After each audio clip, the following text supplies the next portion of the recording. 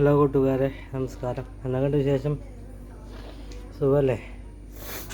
കഴിഞ്ഞ പ്രാവശ്യം ഞാനേ അടുക്കള അടച്ച് പെയിൻറ്റിങ്ങാണ്. ഇന്നിപ്പോൾ പുറത്താണ് പെയിൻ്റ് ഇപ്പോൾ കാണിച്ചു തരാം.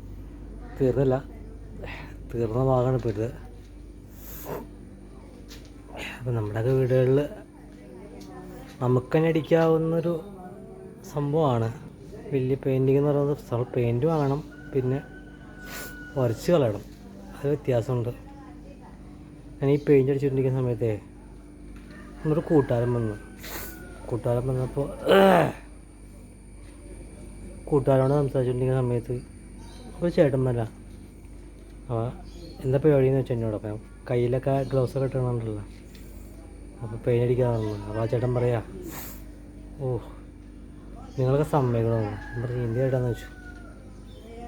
അപ്പോൾ ആ ചേട്ടൻ പറഞ്ഞത്, എൻ്റെ വീട്ടിൽ, അതായത് പൂപ്പരുടെ വീട്ടിൽ പെയിൻ്റ് അടിക്കാൻ വേണ്ടിയിട്ട് 2 ദിവസം സാധനങ്ങൾ മാറ്റി വെച്ചോളൂ. അപ്പം അങ്ങോട്ടും ഇങ്ങോട്ടൊന്നും മാറ്റി വെച്ചത്.